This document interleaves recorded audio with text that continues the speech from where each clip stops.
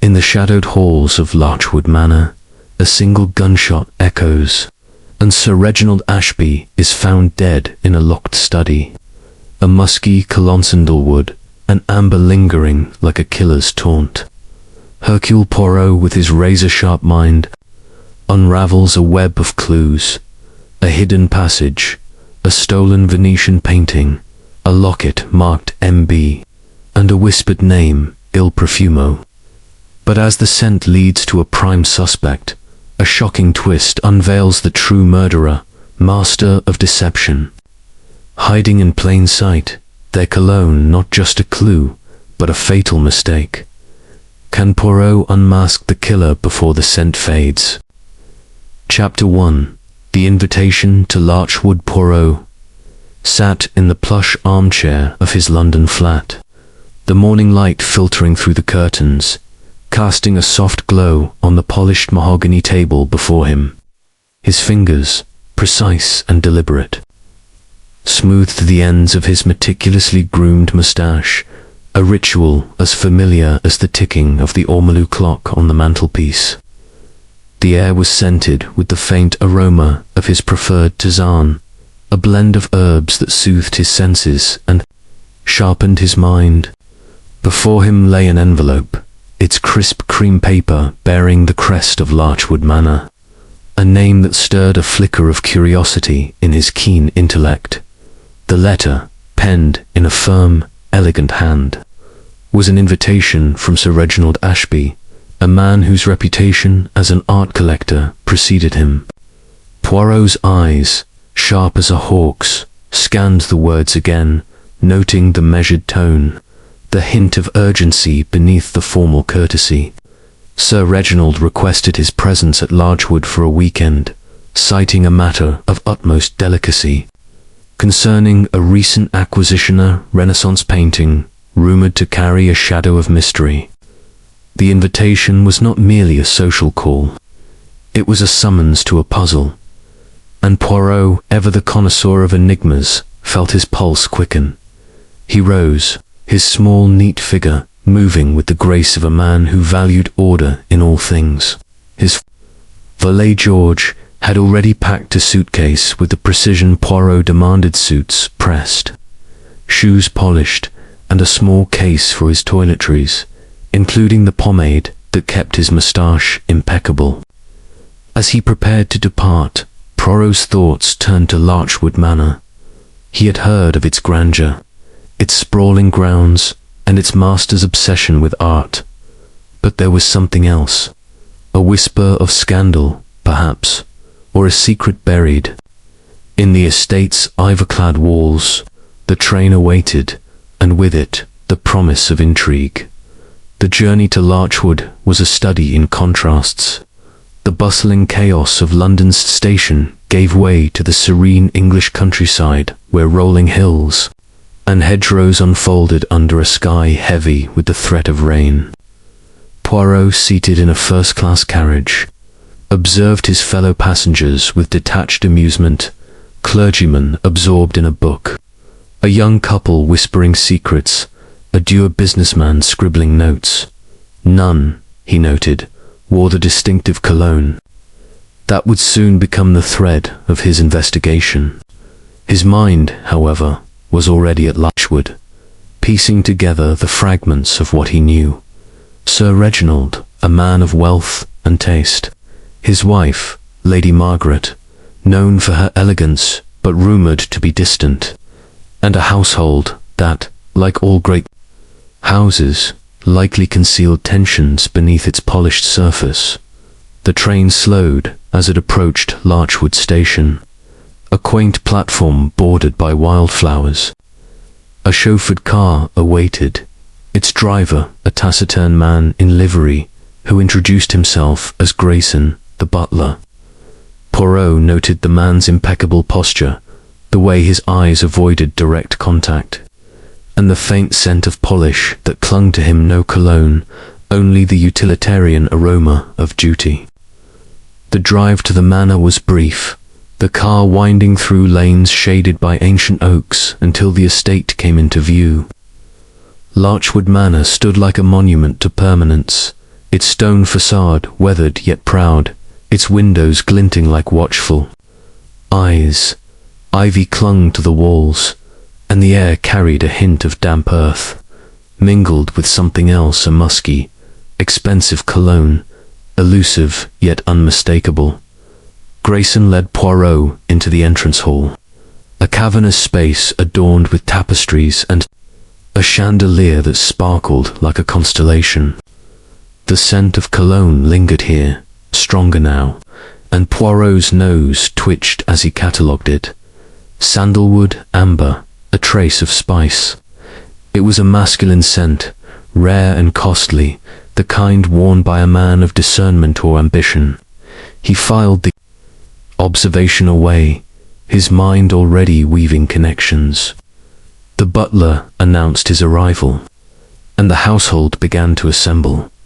First came Lady Margaret Ashby, a woman of striking beauty. Her auburn hair swept into an elegant chignon. Her eyes, a cool grey that assessed Poirot with a mixture of curiosity and reserve. Her dress, a deep emerald silk, rustled softly as she extended a gloved hand. "Monsieur Poirot, we are honoured," she said, her voice smooth but tinged with a weariness that did not escape him. Her perfume was floral, sharp with jasmine, distinct from the cologne that haunted the air. Next was Clara Ashby, the niece, a young woman of perhaps 20, her pale face framed by dark curls. Her hands fidgeted with a lace handkerchief, and her eyes darted nervously, as if expecting a sudden blow.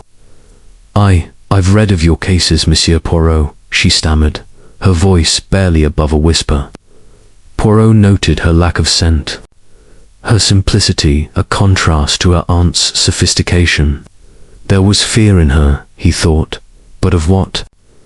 Victor Langston, Sir Reginald's business partner, entered with a confident stride, his smile as polished as his cufflinks. He was a man in his 40s, handsome in a calculated way, his dark hair slicked back, his suit tailored to perfection. "A pleasure, Monsieur Poirot," he said, his handshake firm. The musky cologne enveloped him, and Poirot's eyes narrowed slightly. Langston's charm was a mask, he suspected, hiding something less agreeable. Dr. Evelyn Harper, the family physician, was the last to appear. A woman of quiet authority, her blonde hair was neatly pinned, and her blue eyes held a steady calm. "Sir Reginald speaks highly of you," she said, her tone professional yet warm. Her scent was faint lavender, clean and unassuming, a stark contrast to the cologne that seemed to follow Poirot like a shadow. Sir Reginald himself was absent. Detained, Grayson explained, by urgent business in his study.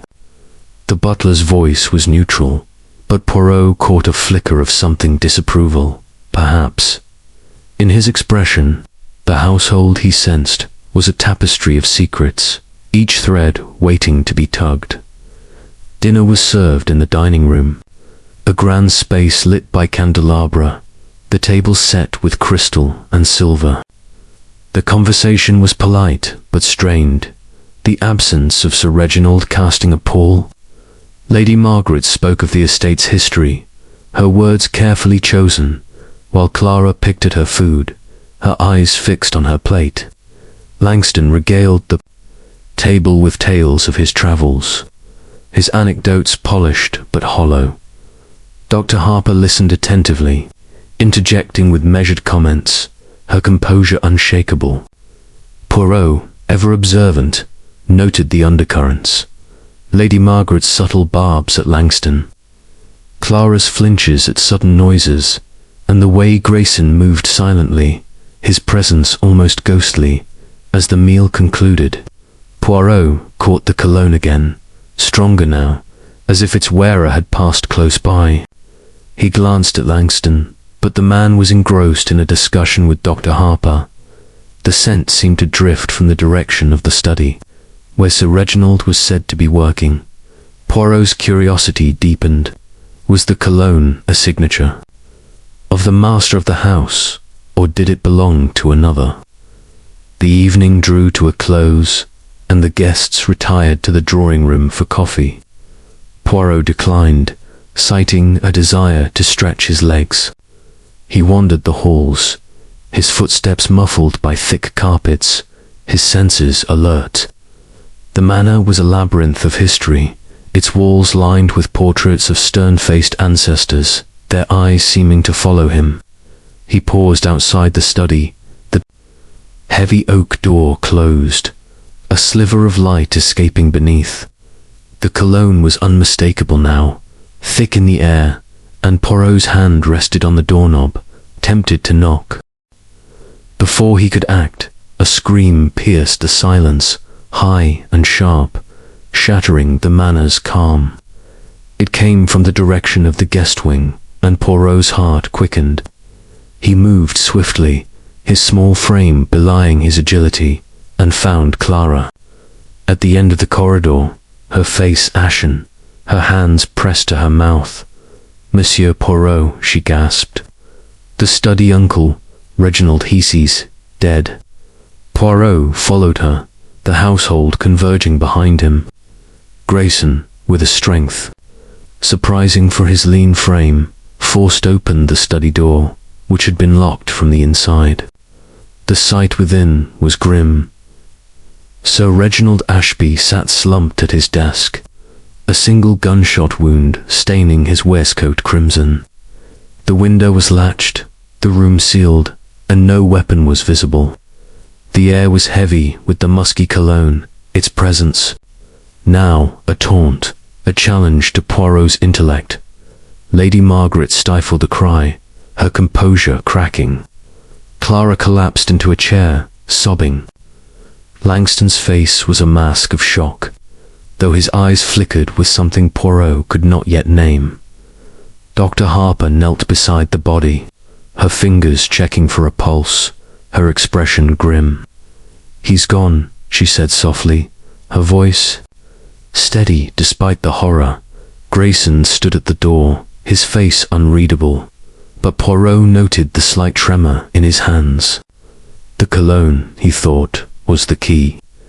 It was no coincidence that it lingered here, in the room of death, just as it had in the hall. But whose scent was it? Langston's, or another's? And how had a murderer entered a locked room, killed, and vanished without a trace? Inspector Davies, summoned from the local constabulary, arrived within the hour, his heavy boots echoing in the silent manor. A stout man with a red face and a penchant for quick judgments, he surveyed the scene with a frown. "Suicide, I wager," he said, scratching his chin. "Locked room, no weapon, man shoots himself, hides the gun somehow." Poirot's lips curved into a faint smile, one that did not reach his eyes. "Nan, Inspector," he said, his voice precise as a scalpel. "A man does not shoot himself and then make the weapon disappear. This is murder, most deliberate, and the scent in this room, it is a signature, a clue to the one who wears it." The household gathered in the drawing-room, their faces a gallery of emotions, grief, fear, suspicion. Poirot stood before them, his small stature commanding the room. "Madame et messieurs," he began, his accent deliberate, his words measured. "A crime has been committed. A puzzle most intricate. Sir Reginald is dead, and the method of his demise is a mystery. But Hercule Poirot will uncover the truth. I ask only that you speak honestly, and that you consider the scent that lingers in that fatal room." A ripple of unease passed through the group. Lady Margaret's lips tightened, her eyes narrowing.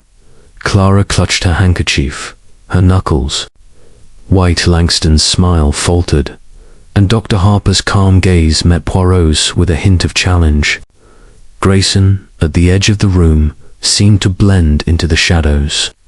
His presence almost forgotten, Poirot's mind was already at work, the little grey cells humming. The cologne was the thread, but the locked room, the missing weapon, the painting, these were pieces of a larger mosaic. He thought of the note in Sir Reginald's letter, the matter of delicacy. Was it the painting, rumoured to be cursed, or was it something more personal, a secret within the household? As the guests dispersed, Poirot lingered, his eyes on the study door. The cologne was a clue, but it was also a distraction, a deliberate flourish by a cunning mind. He would begin his inquiries tomorrow, but tonight he would listen to the manor silence, for it, too, had stories to tell. The night was restless, the manor creaking under the weight of its secrets. Poirot lay in his guest room, the darkness, alive with possibilities. The cologne, he thought, was not just a scent, but a statement. Someone had worn it deliberately, knowing it would be noticed. Was it Langston, with his easy charm and Venetian connections? Or was it another, hiding behind a facade of innocence? The painting, the locked room, the scream-all, were threads in a tapestry of deception as dawn broke. Poirot rose, his mind clear, his purpose unwavering. Larchwood Manor was a stage, and a murderer had played their part.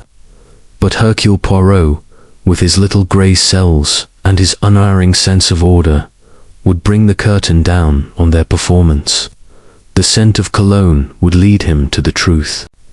And the truth, he knew, was never far from the surface, waiting to be uncovered by a mind as sharp as his own.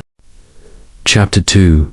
The locked study. The screams still echoed in Hercule Poirot's ears as he stood in the doorway of Sir Reginald Ashby's study. The heavy oak door now ajar, its lock splintered from Grayson's determined shoulder. The air within was thick, not just with the weight of death, but with that same musky blonde sandalwood, amber, a whisper of spice that had teased Poirot's senses earlier in the evening. It was stronger here, almost oppressive, as if the room itself were holding its breath, guarding the secret of the crime. Sir Reginald lay slumped at his desk, his once imposing figure reduced to a tragic tableau, a crimson stain blooming across his waistcoat where a single bullet had found its mark. The window was latched, the curtains undisturbed, and no weapon lay in sight. The study, sealed like a tomb, presented a puzzle that stirred Poirot's intellect even as it chilled his heart. The household crowded behind him, their faces a gallery of shock and suspicion. Lady Margaret Ashby stood rigid, her emerald gown catching the flicker of the gaslight, her eyes fixed on her husband's body with an expression Poirot could not yet decipher. Grief, perhaps, or something colder. Clara Ashby, the niece, clung to the doorframe, her sobs muffled by the handkerchief pressed to her mouth, her dark curls trembling with each shudder. Victor Langston, the business partner, hovered at the edge, his polished demeanour cracked, his hands clenching and unclenching as if wrestling with an unseen foe. Dr. Evelyn Harper knelt beside the body, her physician's instincts overriding decorum as she examined Sir Reginald, her fingers deft but her face grim. Grayson, the butler, stood apart, his composure restored but his eyes darting, as if cataloguing every detail of the scene. Monsieur Poirot, Clara whispered, her voice breaking. How could this happen? The door, it was locked. Her words dissolved into a fresh wave of tears, and Lady Margaret placed a hand on her shoulder. Though the gesture seemed more formal than comforting, Poirot stepped into the study, his polished shoes silent on the Persian rug, his eyes sweeping the room with the precision of a metronome. The desk was a fortress of mahogany, cluttered with papers, an inkwell, and a small bronze statuette of a Greek goddess. Shelves lined the walls, groaning under the weight of leather-bound books and curios from Sir Reginald's travels, a jade elephant, a Venetian glass orb, a dagger with an ivory handle. Above the desk hung the Renaissance painting, the Madonna's dark eyes gazing down with an almost accusatory stare. The room was orderly, save for the chaos of death, and yet Poirot sensed a disturbance, a note out of place in the symphony of the scene. Mon Dieu. He murmured, his voice low but clear, a locked room, a man dead, and no weapon to be found. This is no ordinary crime. He turned to the assembled group, his gaze piercing. Who was the last to see Sir Reginald alive? A silence fell, heavy as the cologne that clung to the air. Lady Margaret spoke first, her voice steady but laced with a faint tremor. I saw him at tea, around 5 o'clock. He was agitated, talking of that wretched painting. Her eyes flicked to the Madonna, then away. He said he had business to attend to and retired to his study. Clara nodded, her voice barely audible. I passed by the study around 7, before dinner. I heard him muttering something about Venice, I think. The door was closed, and I didn't disturb him. Langston cleared his throat, his smile absent now. I spoke with him briefly after lunch. We discussed a potential sailor minor piece, nothing significant. He seemed distracted, but not unduly so. His words were smooth, but Poirot noted the slight sheen of sweat on his brow, the way his fingers toyed with a cuff link. Dr. Harper rose from the body, her expression composed. I saw him yesterday evening, she said. I prescribed a mild sedative for his nerves. He was anxious about his collection, particularly the new acquisition. Her blue eyes met Poirot's unflinching, but he sensed a guardedness in her. Calm Grayson, when questioned, bowed slightly. I brought Sir Reginald his coffee at 6, sir. He was at his desk, writing. I left him undisturbed. His voice was flat, his face a mask. But Poirot noted the faintest tightening of his jaw. Inspector Davies pushed his way into the room, his heavy frame filling the doorway. His red face was set in a scowl, his notebook already open. Right. Then, he said, his voice booming in the quiet. Locked room, no gun, looks like suicide to me. Man shoots himself, hides the weapon, somehow seen it before. Poirot's lips twitched into a faint, disapproving smile. Nan, Inspector, I must disagree. A man does not shoot himself and then make the pistol vanish. The window is latched. The door was locked from within, and yet Sir Reginald is dead by another's hand. This is murder, and the scent in this room, it is a clue, a signature of the killer. Davies snorted, but Poirot ignored him, his attention drawn to the desk. He leaned closer, his nose twitching as he inhaled. The cologne was strongest here, near the body, as if the murderer had lingered over their work.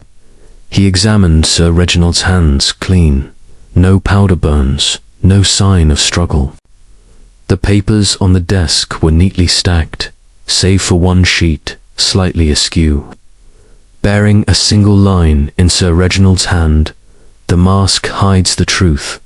Poirot's eyes narrowed, a cryptic message, or a deliberate misdirection. He moved to the window, testing the latch. It was secure, the glass unbroken, the sill free of marks. The walls, too, were solid, no hidden panels that he could detect on first inspection.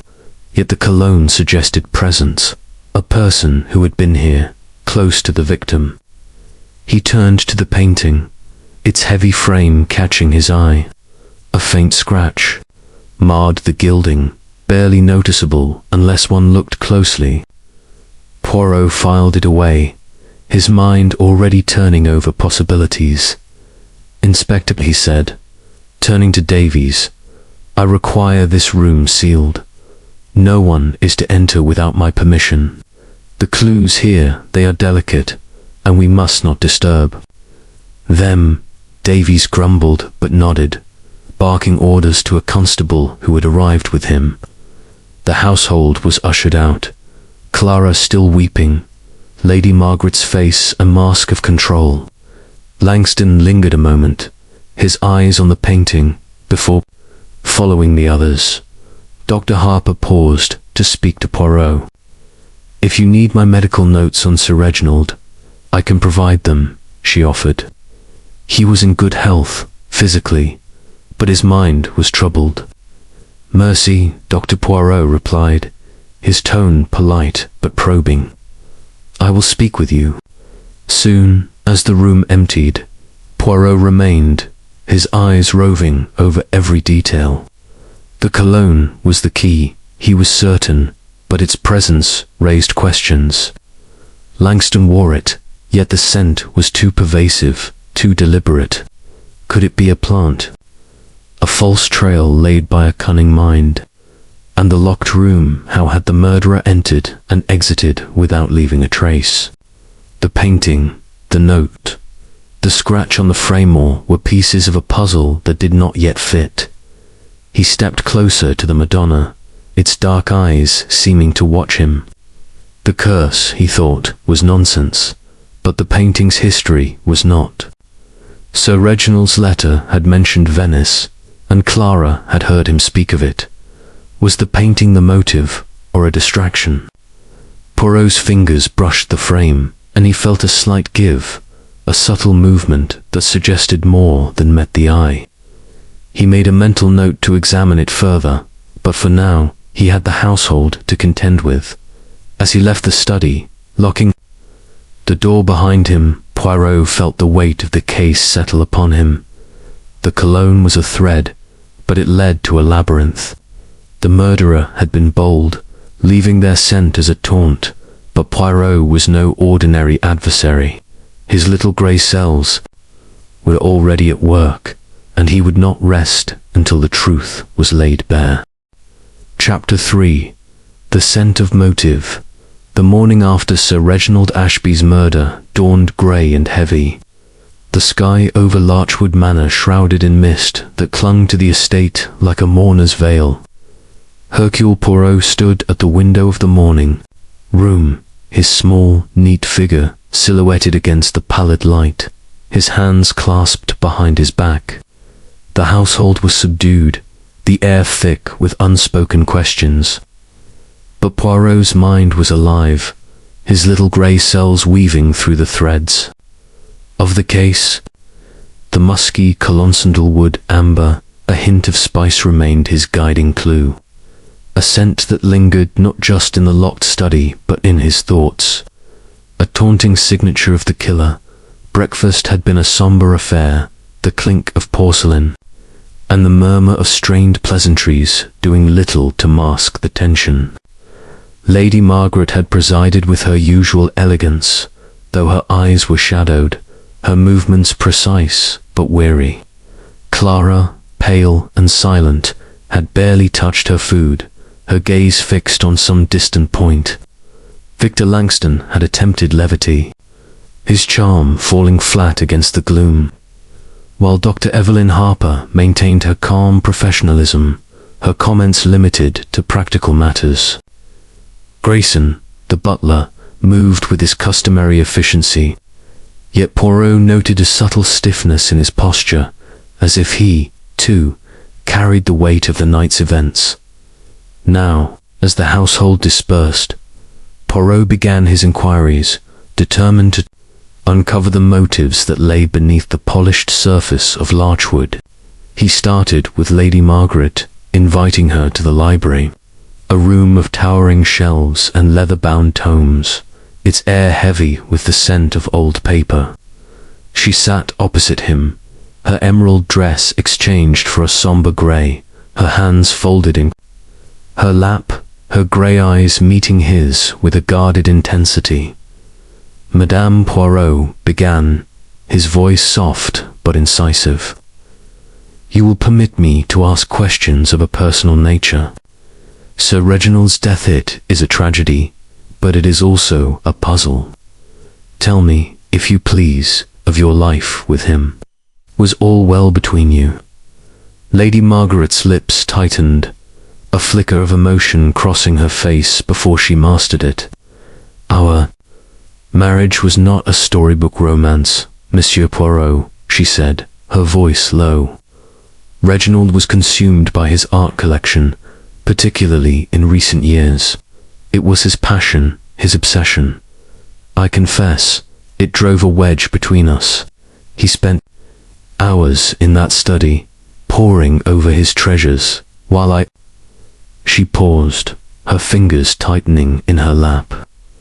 I found my own diversions. Poirot tilted his head, his eyes never leaving her face. Diversions, madame. Of what nature? She hesitated, then lifted her chin. Charity work, social engagements. I am not a woman who thrives on idleness. But Reginald's preoccupation with that painting, the Madonna, changed him. He became secretive, almost paranoid. He spoke of threats, of enemies in the art world. Her voice grew sharp. I told him to sell it, to be rid of it, but he refused. Poirot noted the bitterness in her tone, the way her hands clenched as she spoke of the painting. And this cologne, madame, this scent of sandalwood and amber, did Sir Reginald wear it? She shook her head, her perfume a sharp jasmine rising as she moved. No, Reginald preferred a simpler scent, something citrus, that cologne. I've smelled it before, but not on him. Perhaps one of his guests. Her eyes flickered, and Poirot sensed she was holding something back, a secret she was not yet ready to share.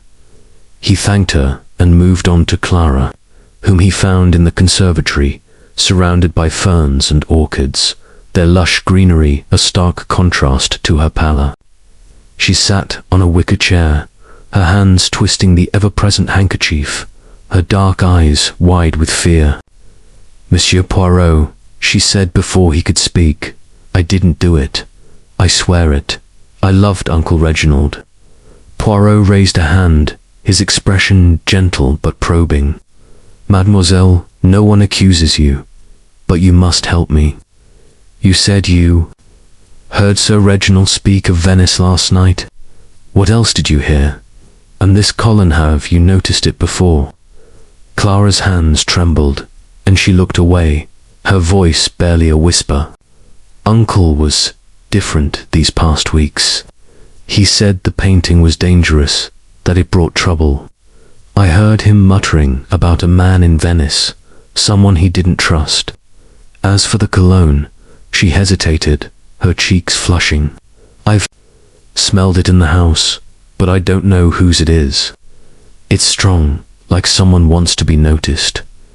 Poirot's eyes narrowed. Her fear was genuine, but her vagueness intrigued him. Was she protecting someone, or simply too frightened to see clearly? He pressed gently, asking about her life at Larchwood, her relationship with her uncle. She spoke haltingly of his kindness, his promise to secure her future, but her words faltered when Poirot mentioned the will. I don't care about money, she insisted, her voice rising. I just wanted him safe.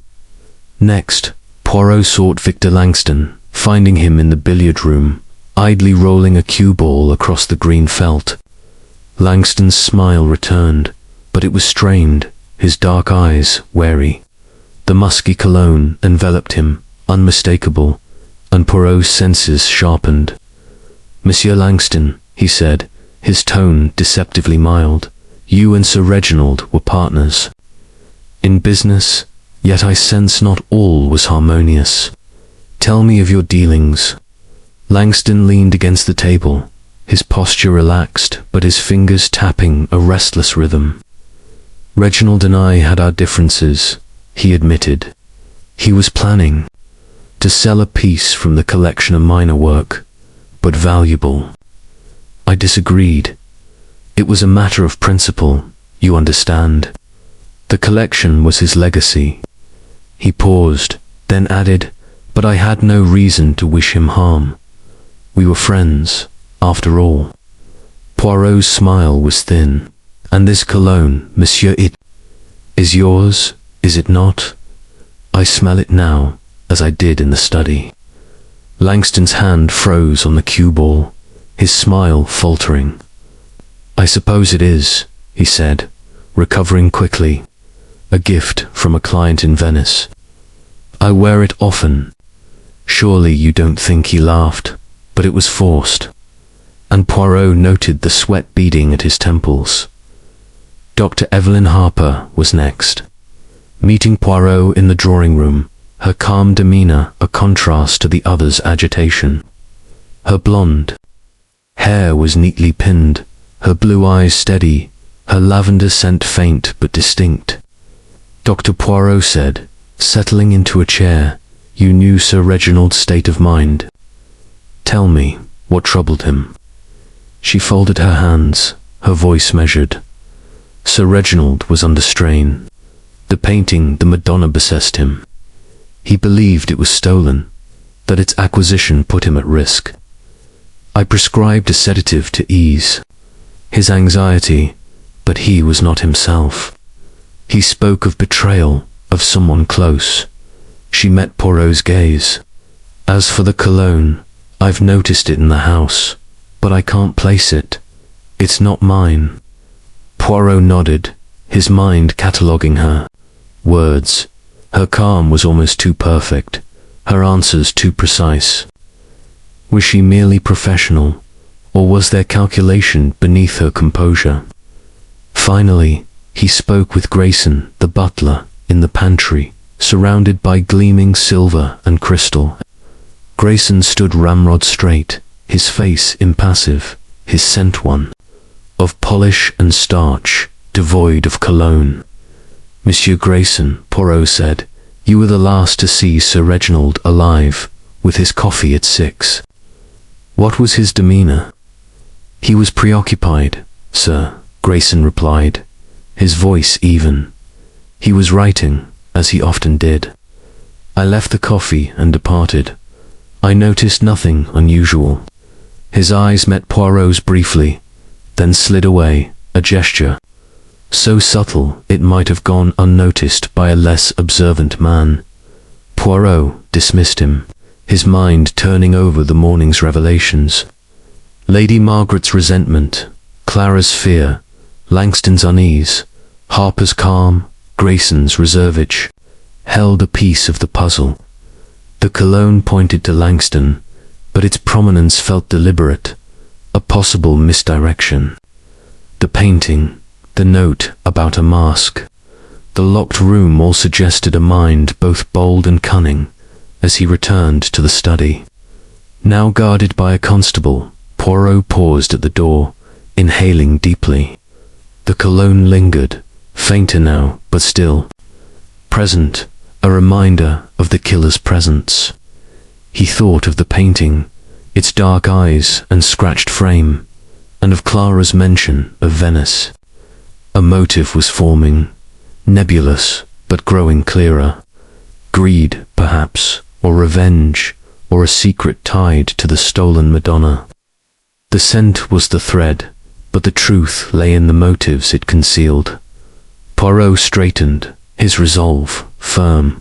The murderer had left their mark, but Hercule Poirot would follow it to its source, unraveling the lies to reveal the face behind the mask.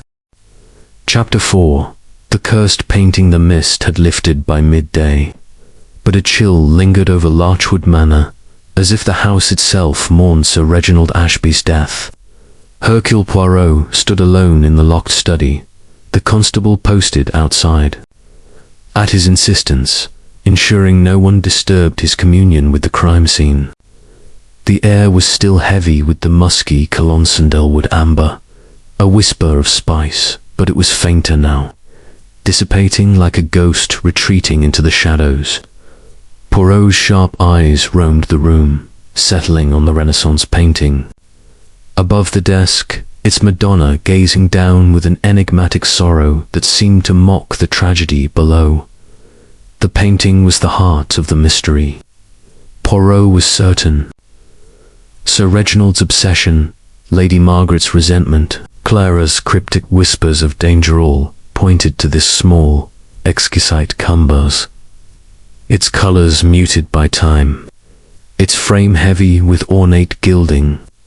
The Madonna's dark eyes held secrets, and Poirot, ever attuned to the whispers of the past, felt a prickle of anticipation. The painting was no mere decoration. It was a catalyst, a spark that had ignited the fatal chain of events. He stepped closer, his polished shoes silent on the Persian rug, and examined the canvas. The brushstrokes were masterful, the work of a Venetian artist from centuries past, but it was the frame that drew his attention. The faint scratch he had noted the previous night was more pronounced in the daylight, a deliberate mark near the base, as if something had been pried open. Poirot's fingers, delicate but precise, traced the gilding, searching for irregularities. There a subtle seam, almost invisible, suggesting a hidden compartment. He pressed gently, but the frame held fast, its secret locked as tightly as the study itself had been. Turning to the desk, Poirot sifted through the papers, careful not to disturb their order. Most were mundane letters to art dealers, invoices for acquisitions, but one caught his eye. A folded note, tucked beneath a leather blotter, in Sir Reginald's meticulous hand. It read, "Beware the one who wears the mask." The words were stark, a warning or perhaps a confession, and Poirot's mind seized upon them. A mask implied deception, a hidden identity. Was it a metaphor or something more tangible? He returned to the painting, his thoughts circling the rumors of its curse. Inspector Davies, during a brief conversation that morning, had relayed local gossip. The Madonna had been stolen from a Venetian church decades ago. Its theft linked to a series of misfortunes, fires, bankruptcies, deaths. Poirot dismissed the supernatural with a flick of his wrist. Curses were the inventions of fearful minds, but the painting's provenance was another matter. A stolen artifact could inspire greed, betrayal, even murder. Leaving the study, Poirot sought out Inspector Davies, who was in the drawing room, scribbling notes with a pencil that seemed too small for his broad hands. "Monsieur Poirot said, his voice crisp, "I require information on this painting. Its history, its journey to Larchwood. Can your resources assist?"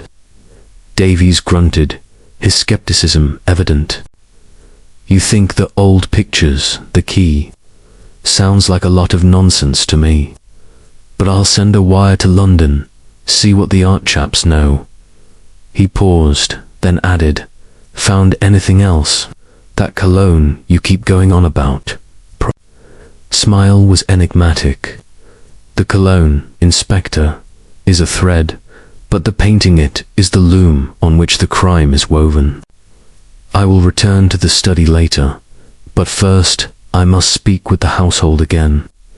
He began with Clara, finding her in the garden, seated on a stone bench beneath a willow, her face pale against the vibrant green.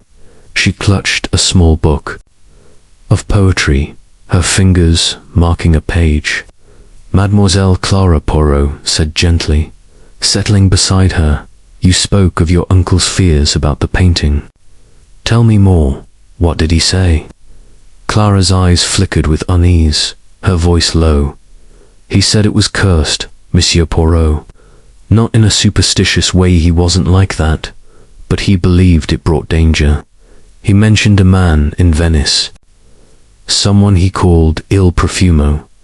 He said this man was not to be trusted, that the painting came with a price beyond money." She shivered, though the air was mild. "I thought he was just tired, but now..." Poirot's eyes sharpened at the name, Il Profumo, the scent. A curious alias.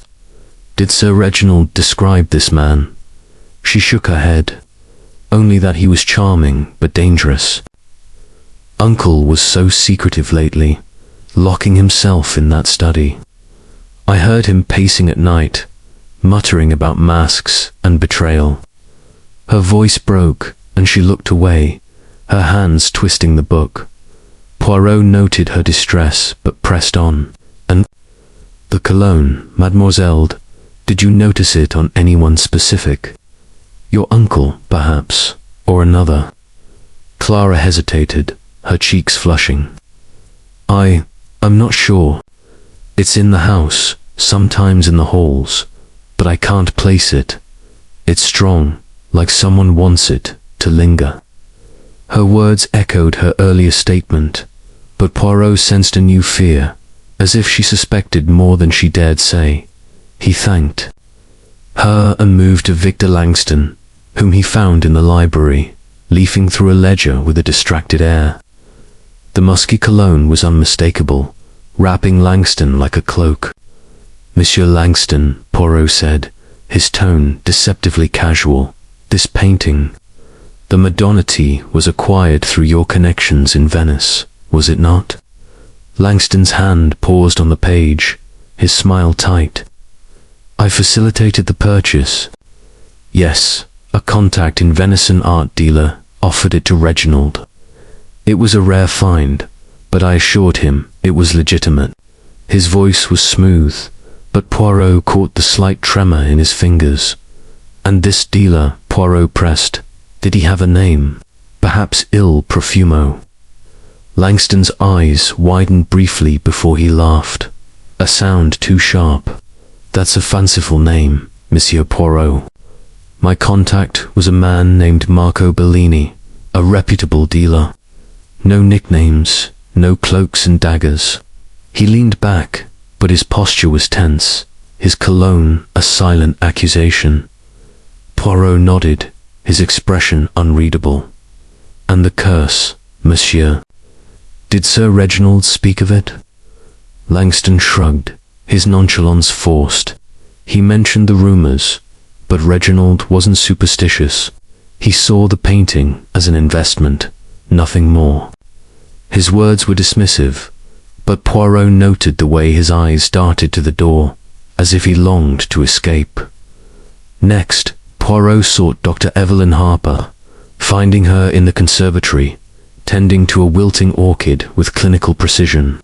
Her lavender scent was a stark contrast to the cologne that haunted his thoughts. Doctor, he said, Sir Reginald spoke of threats, of betrayal. Did he confide in you about the painting's origins? Dr. Harper's hands stilled, her blue eyes meeting his with calm intensity. He was troubled, Monsieur Poirot. He believed the painting was stolen, that its acquisition had drawn unwanted attention. He mentioned a figure in Venice, someone he feared. I advised him to consult the authorities, but he refused. She paused, then added, he was not a man easily swayed. Poirot tilted his head. And this cologne, doctor, have you noticed it on anyone in the household? She frowned, considering. It's familiar, but I can't place it. Not on Sir Reginald, certainly. Perhaps one of the guests. Her tone was neutral, but Poirot sensed a careful choice of words, as if she were measuring each syllable.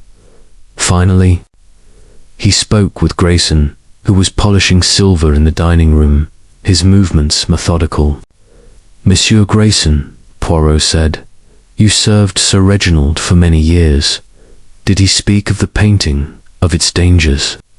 Grayson's cloth paused, his face impassive. Sir Reginald was private about his collection, sir, he mentioned. The Madonna's value, but nothing of curses or threats. I served his coffee and left him to his work. His voice was steady, but Poirot noted the faintest tightening of his jaw, a sign of restraint. As the day waned, Poirot returned to the study, his mind churning. The painting was the nexus stolen, coveted, dangerous. The name Il Profumo suggested a connection to the cologne, but was it Langston or another. The scratch on the frame, the cryptic note, the locked room all pointed to a calculated mind. He examined the painting again, his fingers probing the seam. With a soft click, a small panel sprang open, revealing a hidden compartment. Inside was a single item, a gold locket engraved with the initials M.B. Poirot's eyes gleamed. Marco Bellini or someone else. The locket was a new thread, but the cologne remained the key. It was too prominent, too deliberate, as if the murderer wanted it noticed. Was it a signature or a misdirection? The painting's curse was a fable, but its secrets were real, and Poirot would unravel them, one scent at a time. Chapter 5. The hidden passage. The afternoon light filtered through the heavy curtains of Larchwood Manor's study, casting long shadows across the Persian rug where Hercule Poirot stood, his keen eyes fixed on the Renaissance Madonna above Sir Reginald Ashby's desk. The painting's dark gaze seemed to challenge him, its secrets locked as tightly as the room had been on the night of the murder. The musky cologne, sandalwood, amber, a trace of spice lingered faintly, a spectral reminder of the killer's presence. Poirot's mind, sharp as a blade, turned over the clues. The locked room, the missing weapon, the cryptic note, the locket with the initials M.B. found in the painting's hidden compartment. Each was a thread, but the tapestry of the crime remained incomplete. He had returned to the study alone. The constable stationed outside with strict instructions to admit no one. Poirot's fingers brushed the scratched frame of the painting. His thoughts on the locket M.B. could be Marco Bellini, the Venetian dealer Victor Langston had named. Or it might point to another, perhaps a figure closer to home. The note, "Beware the one who wears the mask," suggested deception. A hidden identity woven into the fabric of Larchwood's household. But it was the locked room itself that gnawed at him. How had the murderer entered and exited without a trace? Poirot paced the room, his polished shoes silent, his senses alert. The walls were panelled in dark oak, the shelves heavy with books and artifacts, the window latched as securely as ever. He paused near a bookcase, a towering structure filled with leather-bound volumes, and felt a faint draught, a whisper of air that did not belong. His eyes narrowed, and he ran his fingers along the edge of the bookcase, searching for irregularities. A soft click rewarded his efforts, and a panel swung inward, revealing a narrow passage, its walls damp and cloaked in shadow. Poirot's heart quickened, though his expression remained impassive. The passage was a revelation, a crack in the facade of the locked room mystery. He stepped inside, his small frame navigating the cramped space with care. The air was musty, tinged with the faint scent of the cologne, as if its wearer had passed through recently. The passage wound behind the study's walls, emerging in the guest wing. Near a door Poirot recognized as Dr. Evelyn Harper's. He noted the proximity, his mind cataloguing the implications. A hidden route to the crime scene changed everything. He returned to the study, closing the panel with care, and summoned Inspector Davies. The inspector, his face flushed from a heated discussion with a subordinate, entered with a scowl. "What now, Monsieur Poirot? More about that blasted cologne." Poirot's smile was thin. "Not only the cologne, Inspector. Behold." He pressed the bookcase, and the panel opened again, eliciting a grunt of surprise from Davies. "This passage, it explains the locked room. The murderer entered and exited here, leaving the door and window undisturbed." Davies peered into the passage, his skepticism warring with curiosity. "Clever," he admitted, "but it doesn't tell us who. That Langston fellow wears that cologne of yours, doesn't he?" Poirot tilted his head. Perhaps, Inspector, but the cologne is a clue too prominent to deliberate. I suspect a mind that wishes us to look one way while the truth lies elsewhere. We must question those with access to this wing. He began with Dr. Harper, finding her in the drawing room, reviewing medical notes with a precision that matched her demeanor. Her blonde hair was neatly pinned, her blue eyes calm but watchful. The faint lavender of her scent greeted him, distinct. From the musky cologne, Dr. Poirot said, settling into a chair, I have discovered a passage hidden behind the study leading to your quarters. Were you aware of it? Dr. Harper's hands stilled, her expression composed, but her eyes sharpening. Yes, Monsieur Poirot, she said, her voice steady. Sir Reginald showed it to me when I first came to Larchwood, as a precaution in case of emergencies. It's an old house, full of such quirks, but I assure you, I never used it. She met his gaze, unflinching, but Poirot noted a slight tightening of her jaw, a hint of tension beneath her calm, and on the night of the murder, he pressed, You were in your room. I was, she replied. I retired after dinner, as I told you. I heard nothing until Clara's scream. Her words were measured, but Poirot sensed a careful selection, as if she were navigating a minefield. He thanked her and sought Clara, whom he found in the library, curled in an armchair with her poetry book, her face pale and drawn. Mademoiselle, he said gently, this passage, leading from the study to the guest wing, did you know of it? Clara's eyes widened, her hands clutching the book. No, Monsieur Poirot, I swear, a passage in the walls. Her voice trembled, and she shook her head. But I heard footsteps the night before Uncle's death. Near my room, late at night. I thought I was imagining it, but now her words trailed off, her fear palpable.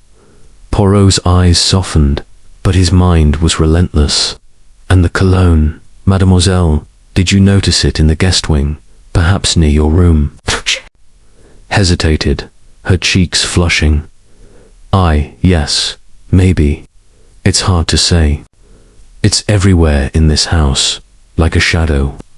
Her voice broke, and Poirot noted her distress, wondering if it was fear of the truth or fear of being found out. Victor Langston was next, found in the billiard room, his cologne announcing his presence before he spoke. He leaned against the table, his smile strained. A secret passage, Monsieur Poirot, he said, when told of the discovery. That's quite a find. But I assure you, I had no knowledge of it. My room is in the east wing, far from the guest quarters.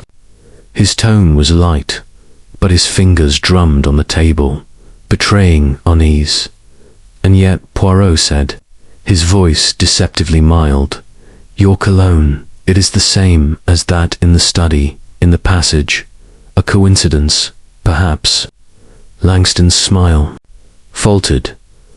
I told you, it's a common scent among men of taste. I'm not the only one who wears it. His words were quick, and Poirot noted the defensive edge, the way his eyes avoided direct contact. Finally, Poirot questioned Grayson, finding him in the pantry, arranging crystal glasses with meticulous care. The butler's scent was of polish and starch, devoid of cologne. Monsieur Grayson, Poirot said, this passage, it is known to the staff. Grayson's hands paused, his face impassive. It is, sir, an old feature of the manor, used in times past for discreet exits. Sir Reginald showed it to me years ago, but it's rarely used. His voice was even, but Poirot caught a flicker in his eyes, a momentary lapse in his composure. And you did not think to mention it? Poirot asked, his tone sharp. Grayson met his gaze. It did not seem relevant, sir. The door was locked, the window latched. I assumed the passage irrelevant. His words were plausible, but Poirot sensed a calculated reserve as evening fell. Poirot stood in the passage, its dim confines pressing around him. The cologne was faint here, a whisper of the killer's presence. The passage connected the study to the guest wing, placing Dr. Harper and Clara in proximity. But Langston's cologne and Grayson's knowledge of the passage complicated the picture.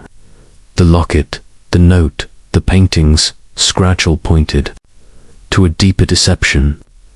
A mask worn not just by the killer, but by the house itself. Poirot emerged into the guest wing, his mind racing. The passage was a key, unlocking the mystery of the locked room, but it raised new questions. Who had used it, and why leave the cologne as a calling card? Was it arrogance, or a deliberate ploy to mislead? The Madonna's eyes seemed to follow him, their gaze a silent challenge. Poirot straightened, his resolve firm. The hidden passage was a step toward the truth, but the scent of the cologne would lead him to the heart of the crime. Chapter 6. A second clue. The dawn broke over Larchwood Manor with a reluctant light, as if the sun itself hesitated to illuminate the secrets buried within its walls. Hercule Poirot stood in the garden, his small, neat figure dwarfed by the towering yews, his eyes fixed on the study window where Sir Reginald Ashby had met his end. The air was crisp, carrying the scent of damp earth and roses, but beneath it lingered the faintest trace of that musky sandalwood, amber, a hint of spice that had become the leitmotif of the crime.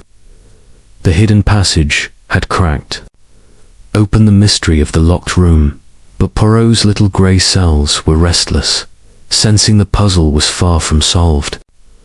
The locket with the initials MB, the cryptic note about a mask, the cursed painting, all were pieces, but a new clue was needed to bind them together as he paced the gravel path. His polished shoes crunching softly, Poirot's gaze fell on a patch of earth beneath the study window, disturbed by the morning's dew.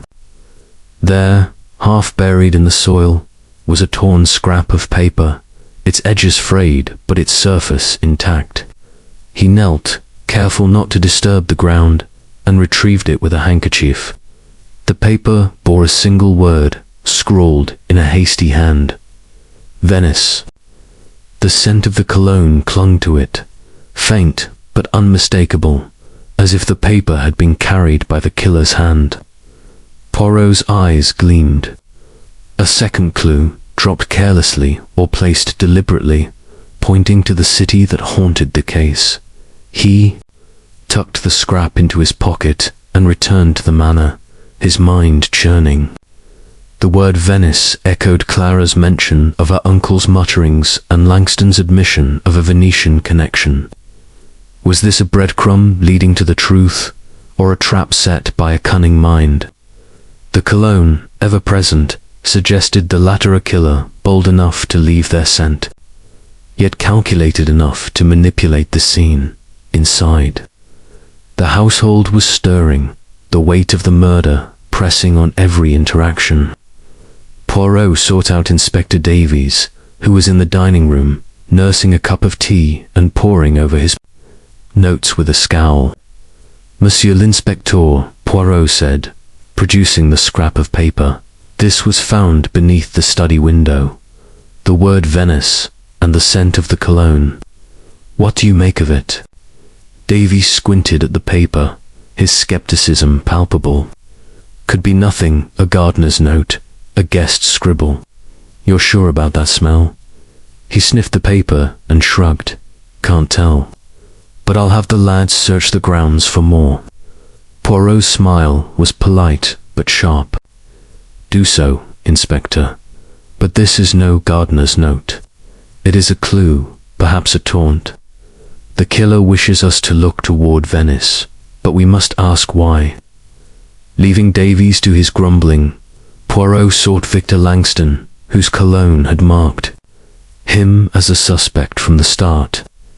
He found the man in the conservatory, pacing among the orchids, his polished exterior fraying.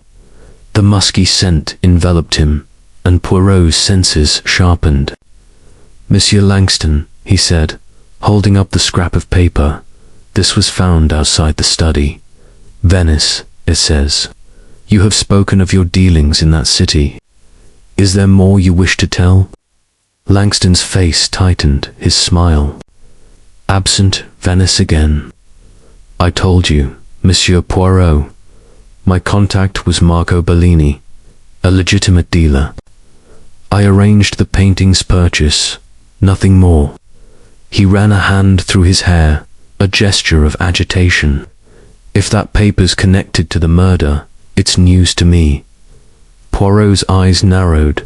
"And yet, the cologne on this paper matches your own. A coincidence, perhaps?" Langston's jaw clenched. "I'm not the only man who wears it.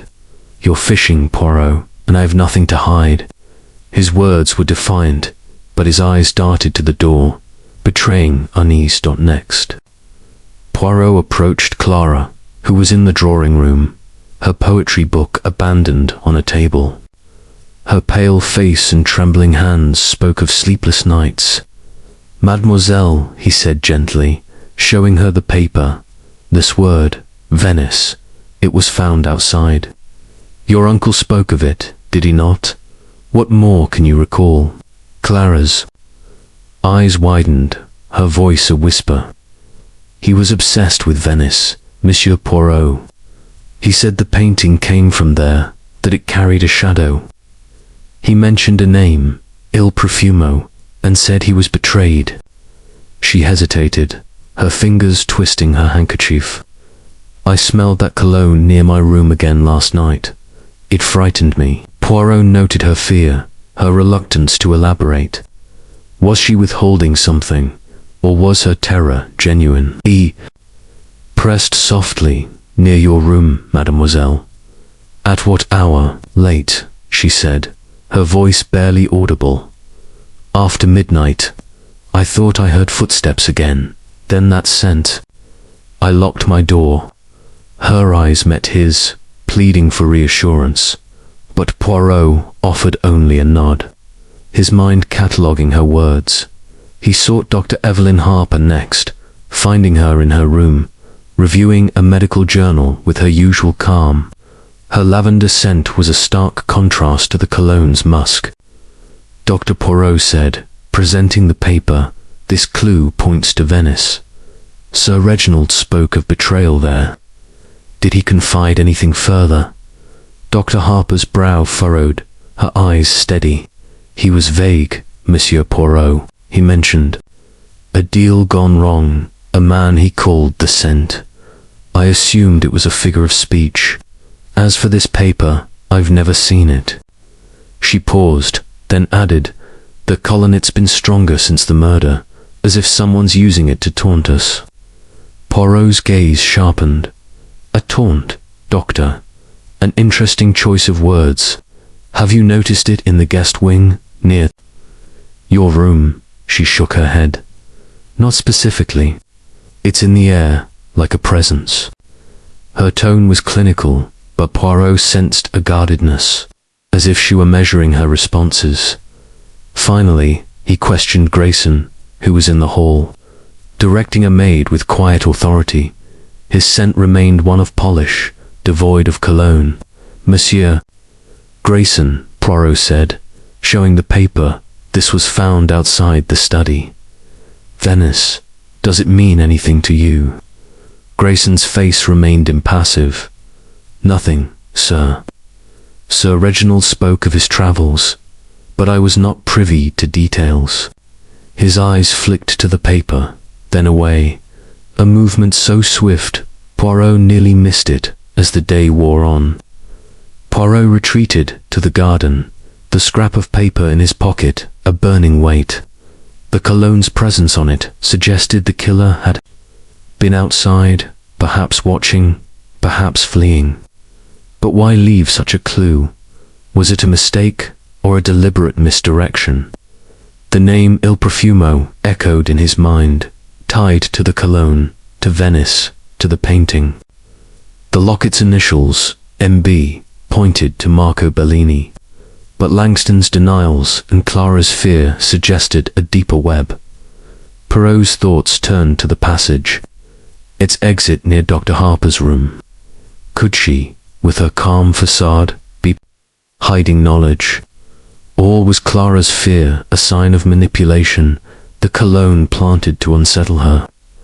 Langston's agitation and Grayson's reserve added layers to the puzzle.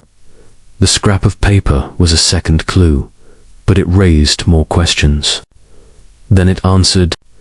The cologne was the thread, but the motive greed, revenge, or something darker remained, elusive, as dusk settled over Larchwood. Poirot stood beneath the study window, the word Venice a whisper in his mind. The Madonna's eyes, the hidden passage, the locket, the note-all were pieces of a mosaic, and the cologne was the grout holding them together. The killer had left their mark, but Poirot's little grey cells were closing in, ready to unmask the truth. Chapter 7.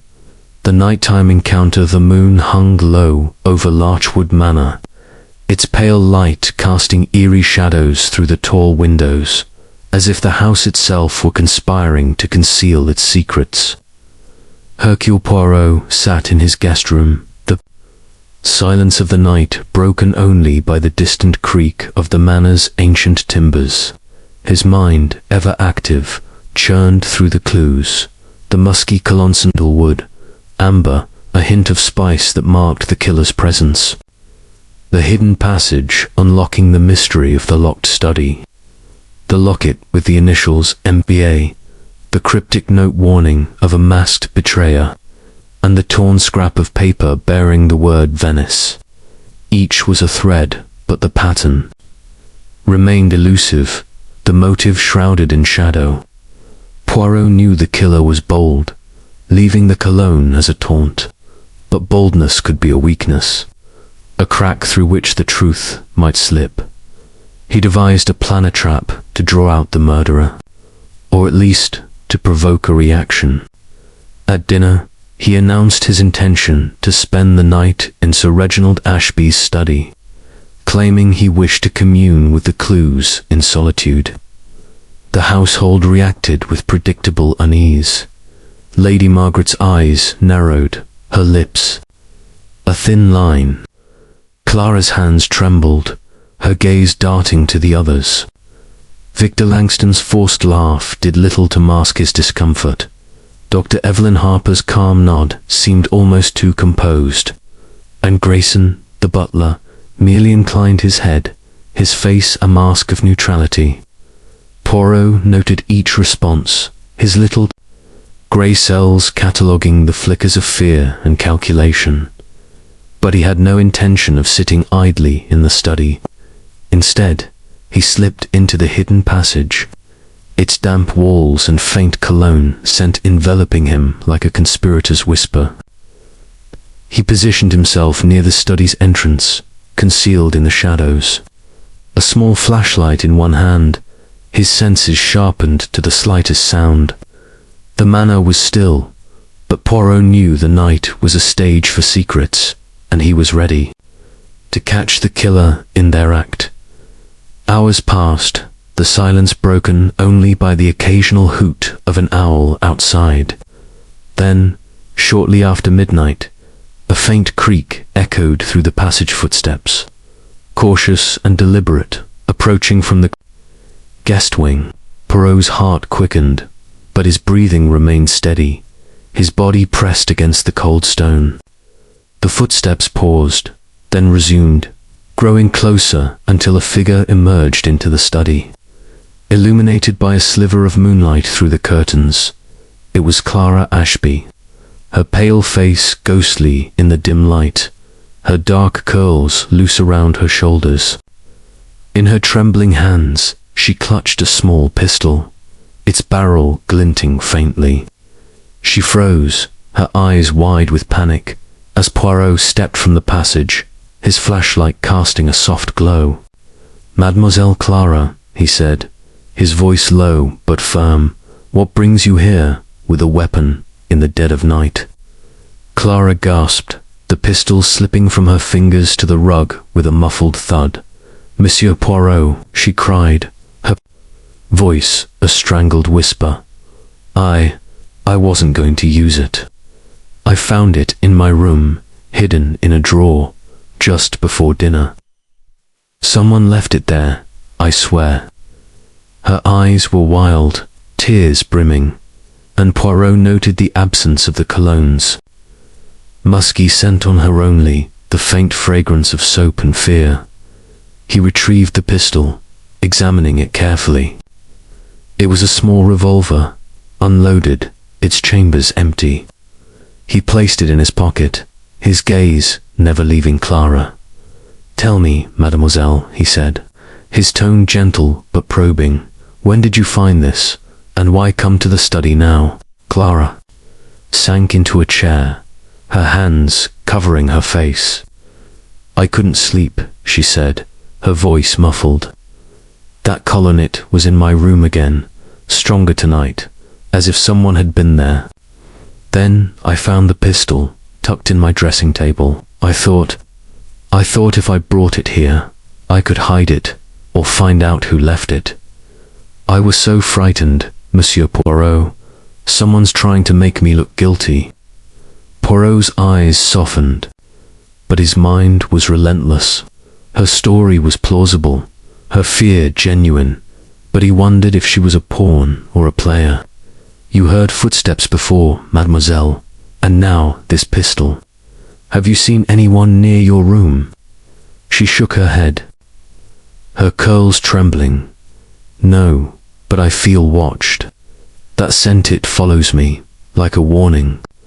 Her words echoed her earlier fears, but Poirot noted a new desperation.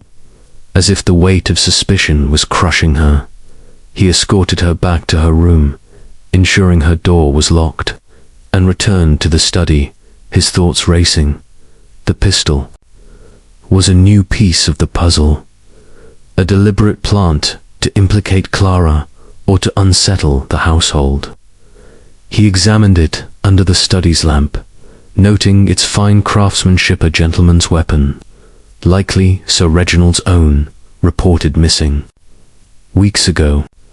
Its presence in Clara's room suggested a calculated mind, one that knew the passage and used the cologne to manipulate suspicion. Poirot summoned Inspector Davies at first light, presenting the pistol.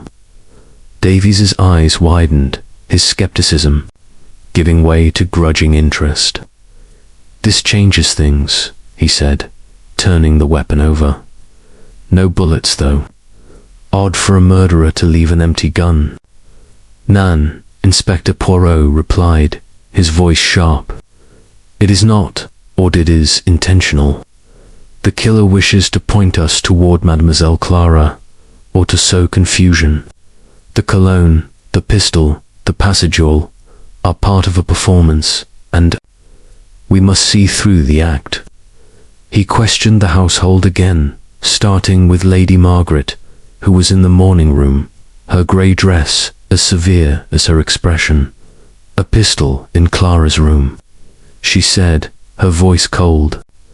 "The girl is fragile, but I wouldn't have thought her capable of murder. Still, she was close to Reginald, perhaps too close." Her words carried a sting, and Poirot noted her resentment, wondering if it masked a deeper motive. Victor Langston, found in the library, reacted with surprise that bordered on theatrical. "Clara with a gun, preposterous," he said, his cologne strong as ever. "Someone's playing a cruel game, Poirot." His denial was swift, but Poirot caught the flicker of unease in his eyes, as if he feared the net-tightening dock to Evelyn. Harper, in the conservatory, remained composed. "A pistol," she said, her lavender scent calming the air. "Clara's too timid for such things. If it was Sir Reginald's, someone must have taken it from his collection." Her logic was sound, but Poirot sensed a careful distance, as if she were observing the game from the sidelines. Grayson, polishing silver in the pantry, showed no surprise. "A revolver, sir." Sir Reginald kept one in his desk, but it vanished. "Some time ago, I reported it to him, but he dismissed it." His tone was flat, but Poirot noted the faintest pause, a hesitation that spoke of hidden knowledge as the day unfolded. Poirot stood in the study, the Madonna's eyes watching him. The pistol was a second clue, like the scrap of paper, but it pointed inward, toward the household. The cologne, the passage, the locket. The note all suggested a killer who thrived on deception, planting evidence to obscure the truth. Fear, Langston's agitation, Harper's calm, Grayson's reserve, each was a mask, but whose concealed the face of a murderer? Poirot's resolve hardened. The nighttime encounter had revealed a new layer, but the cologne remained the key. It sent a trail leading to the heart of the crime. The killer had made a move, but Poirot was ready to counter. His little grey cells poised to unmask the one who wore the cologne. Chapter 8. The Venetian Connection. The morning sun struggled through the heavy clouds over Larchwood Manor, casting a pallid light across the estate, as if reluctant to illuminate the dark secrets festering within its walls. Hercule Poirot stood in the library, his small, meticulous figure surrounded by towering shelves of leather-bound books, his sharp eyes fixed on a map of Venice spread across a table. The musky cologne sandalwood, amber, a whisper of spice haunted his senses, a constant reminder of the killer's presence, threading through every clue. The hidden passage, the locket with empty, the cryptic note about a mask, the scrap of paper bearing Venice, and the unloaded pistol found in Clara's room. Each was a piece of a mosaic, but the picture was incomplete until Poirot could trace its origins to the city of canals. The nighttime encounter with Clara had sharpened his focus. The pistol, a deliberate plant, suggested a murderer who thrived on manipulation, using the cologne to cast suspicion or to taunt. The word Venice, scrawled on the scrap of paper, pointed to the painting's provenance and the mysterious figure Clara had mentioned, Il Profumo.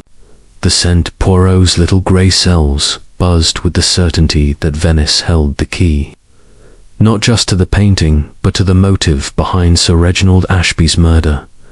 He had sent a telegram to an old friend, Signor Antonio Rossi, a Venetian art dealer known for his discretion and encyclopedic knowledge of the city's black market trade.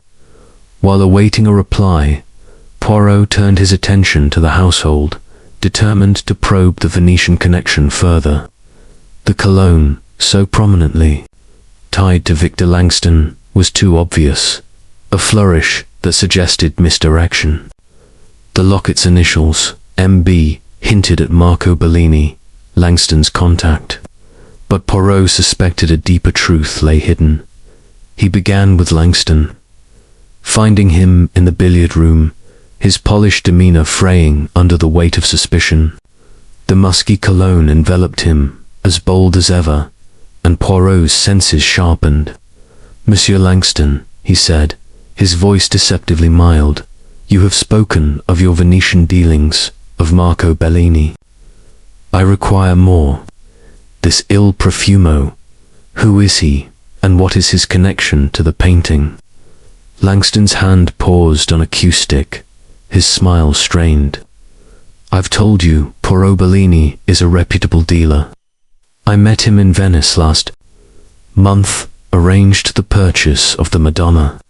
This Il Profumo, business pure nonsense. Some romantic nickname, probably." His tone was dismissive, but his eyes flickered with unease, and Poirot noted the slight tremor in his fingers.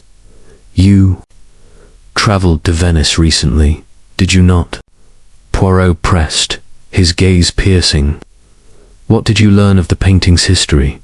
Its theft, perhaps? Langston's jaw tightened. I heard rumors, nothing more. The painting was stolen years ago, yes, but Bellini assured me it was recovered. Legally, Reginald knew the risks and wanted it anyway.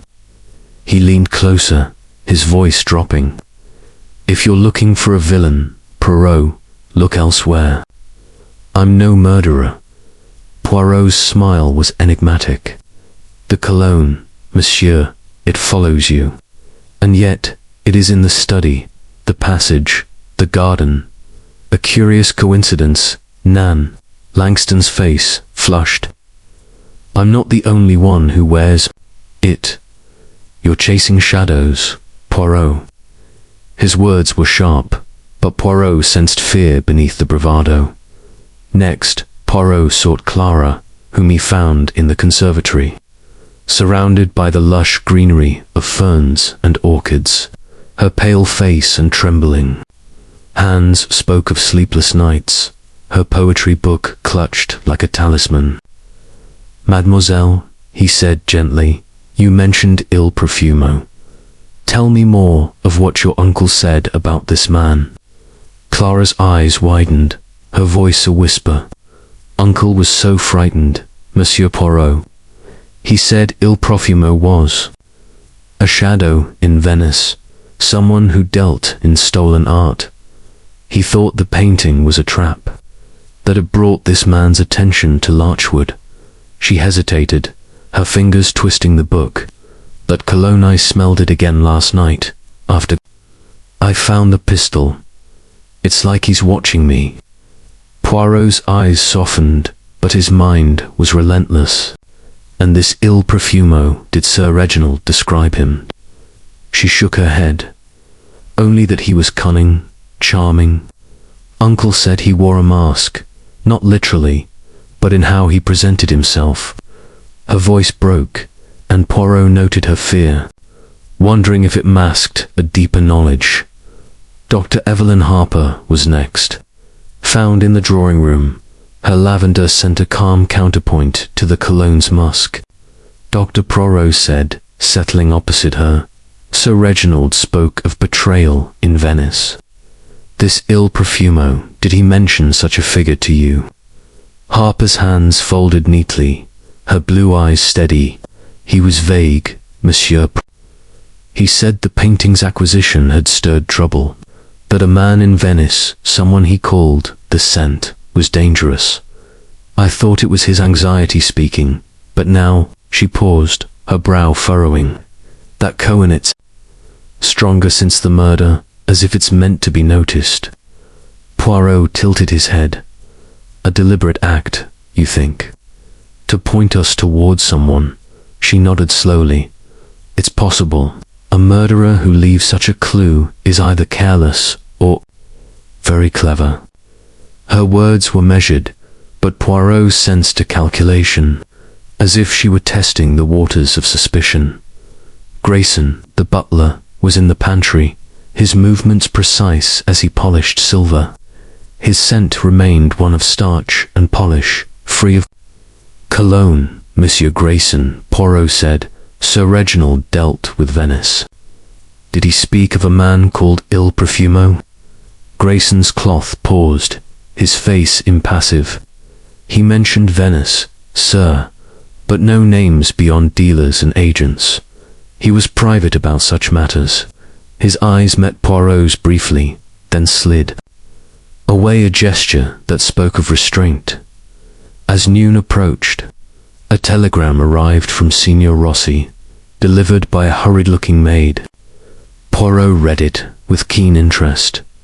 Madonna stolen from Santa Maria de Miracoli, 1890, linked to series of thefts by figure known as Il Profumo, real identity unknown. Charming, elusive, deals in high-value art. Painting surfaced recently. Sold through Marco Bellini, suspected alias. Proceed with caution. The words confirmed Poirot's suspicions. The painting was a magnet for danger, and Il Profumo was no myth. He returned to Langston, confronting him in the library with the telegram. "Monsieur, your Marco Bellini is linked to Il Profumo. The painting is stolen, and its trail leads to murder. What do you know of this?" Langston's face paled, his cologne suddenly cloying. "Bellini, an alias? That's absurd. I dealt with him in good faith. If he's this Profumo, I had no idea." His voice cracked, and Poirot noted the sweat beating on his brow. The way his hands clenched. Poirot left him, his mind racing. The Venetian connection tied the painting to a shadowy figure, but the cologne's prominence suggested a local hand. Was Langston Il Profumo, or was he a pawn, his scent used to mislead? The locket's initials, the passage, the pistol all pointed to a killer within the household, manipulating the narrative. Clara's fear, Harper's calm, Grayson's reserve, each could hide a motive. As evening fell, Poirot stood in the study, the Madonna's eyes watching him. The Venetian connection was a thread, but the cologne was the needle, stitching the crime together. The killer had left their mark, but Poirot was closing in, his little grey cells poised to unravel the mask of Il Profumo. Chapter 9. The missing weapon. The late afternoon sun cast long, slanting rays through the tall windows of Larchwood Manor, bathing the study in a golden glow that did little to dispel the chill of murder lingering within its walls. Hercule Poirot stood by Sir Reginald Ashby's desk, his small, meticulous figure framed against the Renaissance Madonna, whose dark eyes seemed to guard the room's secrets. The musky cologne, sandalwood, amber, a trace of spice persisted faintly, a spectral signature of the killer woven through every clue.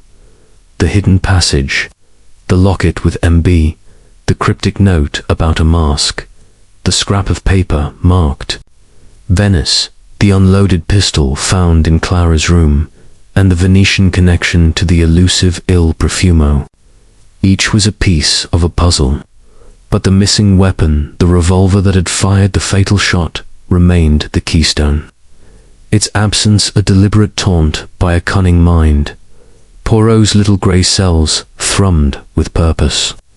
The pistol found in Clara's room, identified by Grayson as Sir Reginald's own, stolen weeks before, was a plant meant to cast suspicion or sow chaos. But the murder weapon, the one that had ended Sir Reginald's life, was still unaccounted for, hidden by a killer who had navigated the locked room with ease. The cologne, ever present, suggested a bold hand, yet its prominence hinted at misdirection. Poirot was determined to trace the weapon's path, for it would lead him closer to the truth. He began by examining Clara's room, granted permission by a reluctant Inspector Davies, who trailed him with a skeptical grunt. The room was modest, its furnishings simpler: four-poster bed, a dressing table, a wardrobe of dark oak. Poirot's sharp eyes scanned every surface, his fingers probing for clues. In the dressing table's drawer, where Clara had found the pistol, he discovered faint traces of the cologne, a smudge of scent on the wood, as if the one who placed the weapon had lingered. He inhaled deeply, confirming the musky notes, and noted a single stray thread of dark wool caught in the drawers.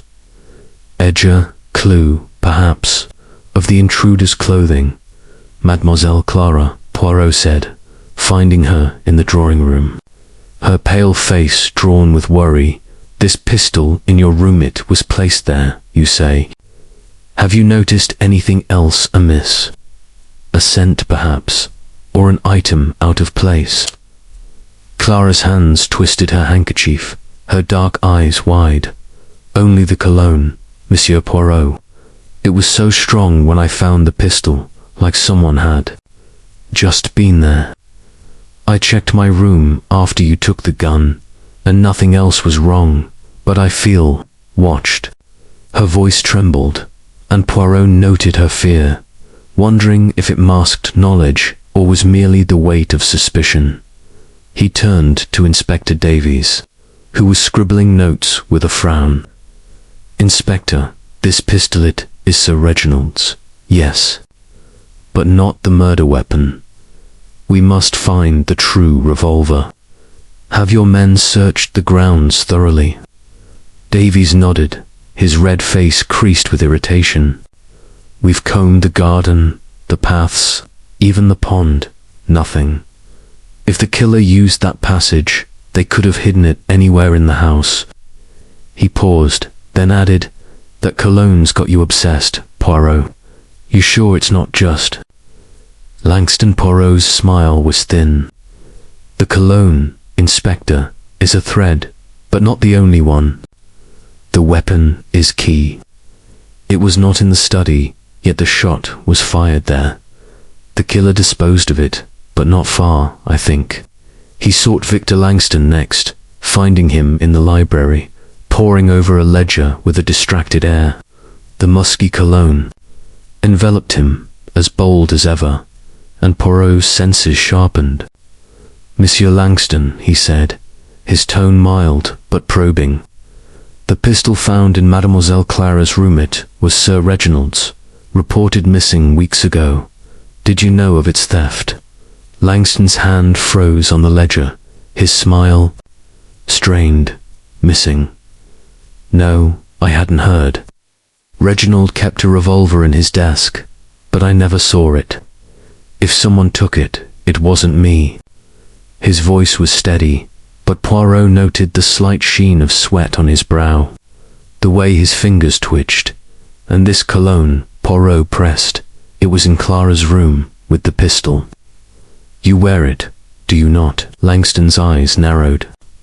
"I've said it before, Poirot, it's a common scent. You're barking up the wrong tree." His tone was sharp, but Poirot sensed a crack in his composure. A fear of being cornered. Dr. Evelyn Harper was in the conservatory, tending to a wilting fern with her usual precision. Her lavender scent was a calm counterpoint to the cologne's musk. Dr. Poirot said the pistol in Clara's room was Sir Reginald's, stolen before the murder. "Have you seen such a weapon in the house?" Harper's hands stilled, her blue eyes meeting his with steady calm. "I knew he kept a revolver, but I never saw it. If it was stolen, it could have been taken by anyone with access to the study." She paused, then added, "That cologne in Clara's room, it's deliberate, isn't it? Someone's trying to point fingers." Poirot tilted his head. "You think so, Doctor? A clever observation. Have you noticed the cologne elsewhere, perhaps?" "Near the passage." She shook her head. "Only faintly, in the halls. It's like a ghost, lingering where it shouldn't." Her words were measured, but Poirot sensed a careful distance, as if she were guarding her thoughts. Grayson, found in the pantry, was polishing crystal with meticulous care, his scent one of starch and polish. "Monsieur Grayson," Poirot said, "you reported the pistol missing weeks ago. Who had access to the study in that time?" Grayson's cloth paused, his face impassive. "Many, sir. Sir Reginald entertained guests, dealers, friends. The study was his domain, but not always. Locked. I reported the theft to him, but he seemed unconcerned." His eyes met Poirot's briefly, then slid away. A gesture Poirot noted as calculated. Returning to the study, Poirot examined the desk again, his fingers probing for hidden compartments.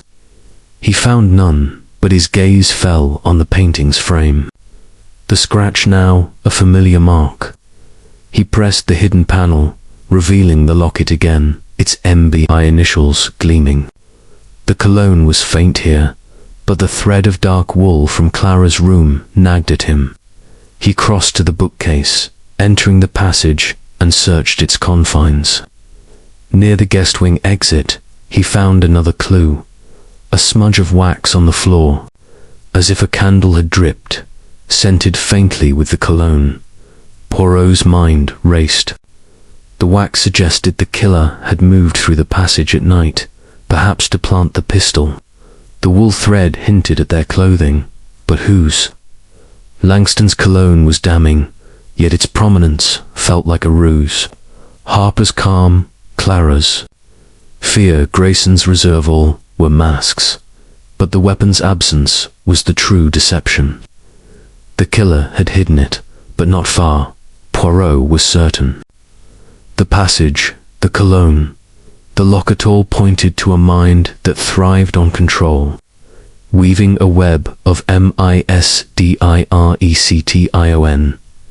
As dusk settled, Poirot stood in the passage, the wax smudge at his feet. The missing weapon was close, he sensed, hidden in the manor's shadows. The cologne was the killer's signature, but the revolver was their secret, and Poirot's little grey cells were poised to uncover it, stripping away the mask of Il Profumo to reveal the murderer's face. Chapter 10. The twist of the blade. The evening shadows stretched long across Larchwood Manor, cloaking the drawing room in a sombre half-light as Hercule Poirot assembled the household. The air was thick with tension, the weight of Sir Reginald Ashby's murder pressing on every soul present. The musky cologne, sandalwood, amber. A whisper of spice had woven itself through every clue. The hidden passage, the locket inscribed with the cryptic note warning of a masked betrayer. The scrap of paper marked Venice, the unloaded pistol planted in Clara's room, the wax smudge in the passage, and the Venetian connection to the elusive Il Profumo. Each was a thread, but Poirot's little grey cells had begun to weave them into a tapestry.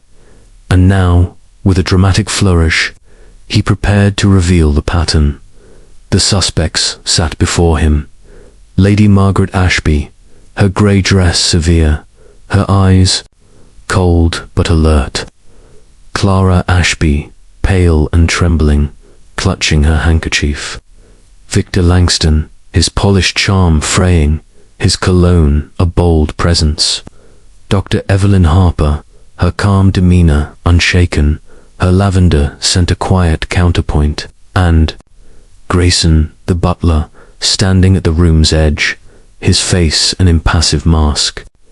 Inspector Davies lounged by the door, his notebook open, his skepticism tempered by curiosity. Poirot stood at the centre, his small frame commanding, his moustache impeccable, his eyes gleaming with the certainty of truth. Mesdames et messieurs. Poirot began, his voice clear and deliberate. A crime has been committed, a puzzle most intricate. Sir Reginald Ashby was murdered in a locked room, a single bullet to his heart, and no weapon found. Yet the clues, they speak loudly to Hercule Poirot. The hidden passage, the locket, the note, the scrap of Venice, the pistol, the wax. The colonel points to a killer among us, but it is the cologne, this scent of sandalwood and amber, that has led us astray, for it is both a signature and a deception. A murmur rippled through the room. Langston shifted, his smile tight, while Clara's eyes widened with fear. Poirot raised a hand, silencing them. Let us begin with the passage, discovered behind the bookcase. It allowed entry to the study. Bypassing the locked door and latched window, the killer used it to enter, to kill, and to escape, leaving the illusion of an impossible crime. But the colonet was in the study, the passage, the garden, even Mademoiselle Clara's room. It pointed to Monsieur Langston, who wears it proudly. Langston's face reddened. I've told you, Poirot, it's a common scent. You can't pin this on me. His voice was sharp, but Poirot's gaze held him fast. Patience, monsieur, Poirot said, his tone deceptively mild. The cologne is indeed yours, but it is too prominent, too deliberate. A killer so careful as to hide the weapon would not leave such a trail unless it was meant to mislead. And so I looked beyond the scent to the other clues. He produced the locket, its MB initials glinting in the lamplight. This, found in the painting's frame, suggested Marco Bellini, the Venetian dealer. The scrap of paper marked Venice, and the name Il Profumo. The scent pointed to a shadowy figure tied to the stolen Madonna. But there is more. He held up the unloaded pistol, retrieved from Clara's room. This was Sir Reginald's, stolen weeks ago, placed to implicate Mademoiselle Clara, and the wax in the passage, scented with the cologne, suggested a nighttime visitor. Clara's sob broke the silence, and Lady Margaret's lips tightened. Poirot continued, undeterred. The painting, stolen from Venice, was the motive. Sir Reginald discovered its true provenance and threatened to expose the thief. But who was this Il Profumo, Monsieur Langston? You dealt with Bellini, but your fear betrays you only as a pawn, not the mastermind. Langston's shoulders sagged, relief mingling with unease. Poirot turned, his gaze sweeping the room, then settling on Grayson, the butler, who stood motionless, his eyes fixed on the floor. Monsieur Grayson, Poirot said, his voice sharp as a blade. You have been the shadow in this house, unnoticed yet ever present. You knew the passage, you reported the pistol's theft, you served Sir Reginald his coffee. And you, monsieur, were the colonel always, but tonight I detect it faintly, masked by your usual scent of polish. Grayson stiffened, his face paling. But Poirot pressed on. You are Il Profumo, the mastermind of the Venetian thefts. You used your position as butler to infiltrate Larchwood, to facilitate the painting's sale through Bellini, an alias you controlled. Sir Reginald discovered your secret, and you killed him, using the passage to enter and exit, hiding the true murder weaponer, second revolver, in the painting's frame, behind the locket's compartment. A gasp rippled through the room. Clara's eyes widened, and Lady Margaret's hand flew to her throat. Davies straightened, his notebook forgotten. Grayson's composure cracked, his hands trembling. That's preposterous, he said, his voice low but unsteady. I'm a servant, nothing more. Poirot's smile was cold. Nan, monsieur, you are a thief, a murderer. The cologne was your mistake, worn to blend with the gentry, but it betrayed you. The wax in the passage, the wool thread in Clara's room, your coat. I suspect, dark wool, yes. You planted the pistol to frame Mademoiselle Clara, to divert suspicion. But the locket, inscribed M.B., not Marco Bellini, but Michael Barlow, your true name, revealed by my friend in Venice. Grayson's face contorted, his mask slipping. You have no proof, he hissed, but his voice betrayed him, a note of desperation creeping in. Poirot gestured to Davies. Inspector, search the painting's frame. You will find the revolver, hidden where the locket was. Davies, galvanized, moved to the study, the household trailing behind. With Poirot's guidance, he pressed the frame's hidden panel, and a small revolver fell into his hands, its barrel still faintly scented with gunpowder and cologne. Grayson's shoulders slumped, his defiance crumbling. You killed Sir Reginald, Poirot said, his voice relentless, because he threatened to expose your network. You used Langston's cologne to cast suspicion, applying it in the passage, the garden, Clara's room. But your own use of it, tonight, was your undoing. Grayson lunged for the door, but Davies was faster, seizing him with a constable's aid. Michael Barlow, Davies said, his voice grim. "You're under arrest." As Grayson was led away, Clara wept with relief, and Lady Margaret's face softened, her resentment giving way to grief.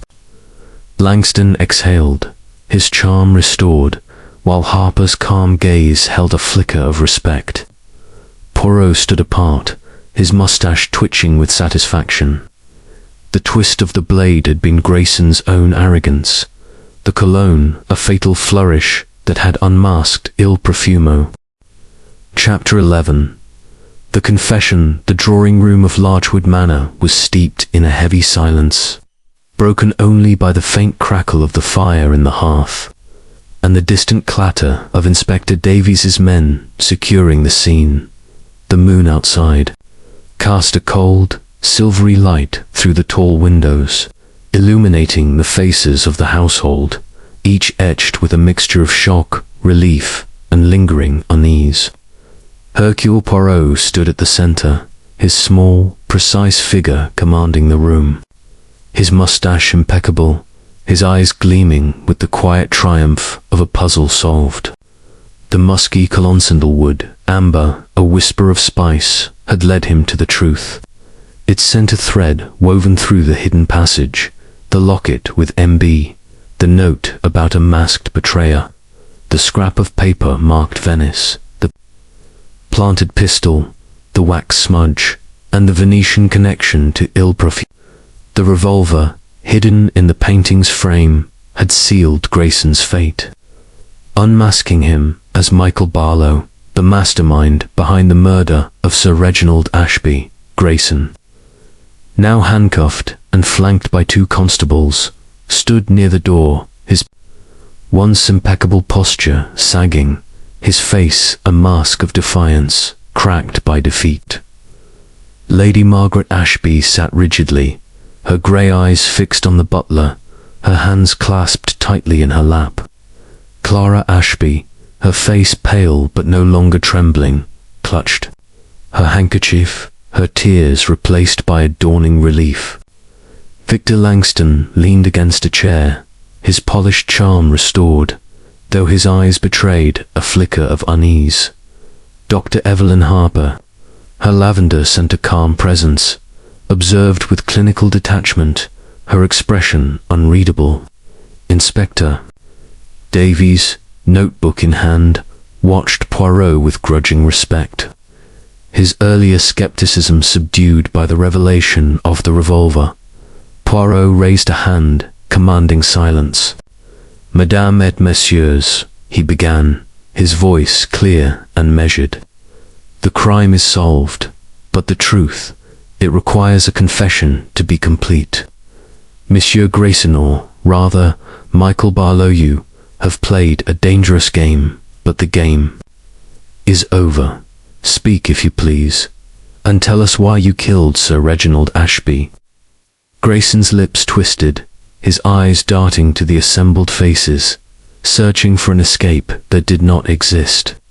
For a moment, he seemed poised to deny everything. But the weight of the evidence, the revolver, the cologne, the locket, pressed upon him. He exhaled, a sound of surrender, and spoke, his voice low but steady. "You're clever, Poirot, too clever. I thought I'd covered my tracks, but that damned cologne." He shook his head, a bitter smile flickering. "Very well, I'll tell you, it's over now." The room held its breath as Grayson began. "I was Michael Barlow, once a dealer in rare artifacts, moving in circles where money and secrets flow like wine. In Venice, I built a name, Il Profumo, they called me, for the cologne I wore to stand out, to mark my deals.